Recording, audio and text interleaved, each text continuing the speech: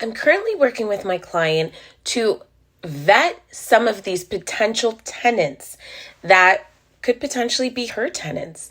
And here are 5 things that you must do if you are a landlord looking for a new tenant. In our current day and time and economy, I'm sorry to say it, there is a lot of fraudulent activities going on, and that does not escape the rental market. So here are some things that you should be doing as a landlord to protect yourself. I want to be upfront to say, these aren't always red flags, but when you see them, your spidey senses should start kind of looking at it like, something might be off here. So be really vigilant and look further into it. So here are some of the things that you should be looking for. 1, if all the paperwork's not together, it doesn't seem like the biggest deal, but what I've been experiencing is potential tenants and their agents sending me over offers and supporting documents with some of the things missing. So I can't actually vet your clients properly. Why that's important? Let's just say the credit report is missing and they just give me a credit score. If you look at someone's credit score, it's not indicative of whether they can actually afford a property. So let's say someone has a credit score of 750.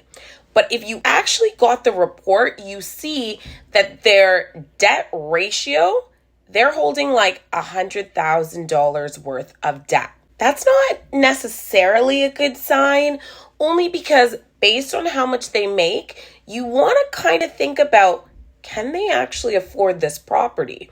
So only showing me the credit score does not paint the whole picture. I need the full report. Okay, that leads me into the second part. If someone gives you a package, an offer, and documents are missing, and you go to be like, hey, can I get the full report? And you receive pushback, that's a big red flag. Very big red flag. And I want you to know that. I experienced a lot of not even the potential tenants, but rather their agents actually saying to me, you digging, that's really invasive. And that frankly is shocking to me, because if the tables were turned and you were the listing agent rather than the buyer agent, you should be doing the same. Your job is to protect your client. So there's no such thing as invasiveness when you are potentially letting a tenant reside in your property. Because now more than ever, there's a lot of tenants squatting. So you do the work beforehand to make sure that your client, your landlord, doesn't end up in that position. You make sure to do the research before anyone takes tenancy. This one doesn't seem like a red flag, but I assure you, be wary. Any offers that are asking for a longer tenancy, this typically should not be a red flag, but analyze it from this perspective. If you are the landlord, and even if these tenants are absolutely incredible, they have employment, they have employment letters, everything checks out. Consider the fact that life does happen. We just came out of COVID, right? You accepting a longer tenancy, you never know what can happen. They could be fully employed for the first year, and in the second year, they lose their job. You now have them locked in.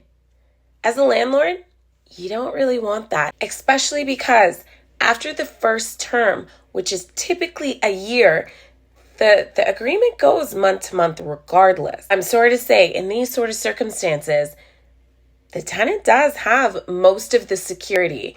The tenant's the one that if you wanted to get into your own property, it's not as easy as you may think. But on the other hand, if the tenant wants to leave, they just need to give 60 days. So take the time to consider what it means to go into a longer term tenancy and the benefits of just going into 1 year. Now, I will say, I understand why people, aka potential tenants, are pushing for longer tenancies. Everyone's looking for a long tenancy now because the market does have a little bit of turmoil in it. So a lot of landlords are selling. That in turn means they're asking a lot of their tenants to leave.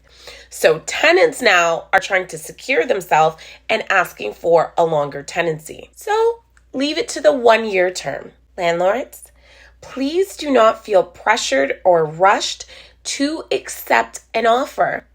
How about you get a little strategic and make it a conditional offer? Conditional upon taking the time to actually verify someone's employment, someone's credit report, someone's past references.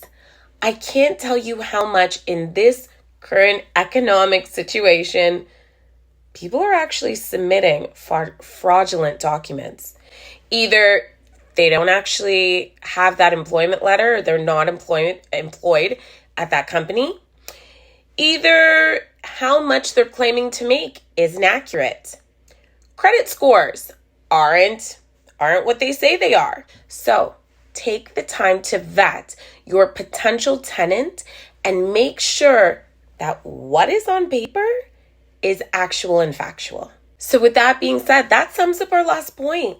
Be very vigilant on verifying all of your potential tenants' documents to avoid potential fraud. If you have any questions and this seems like a lot of work and as the landlord, you're not really interested in it, I'm here for you. Hire me and I will do all the dirty work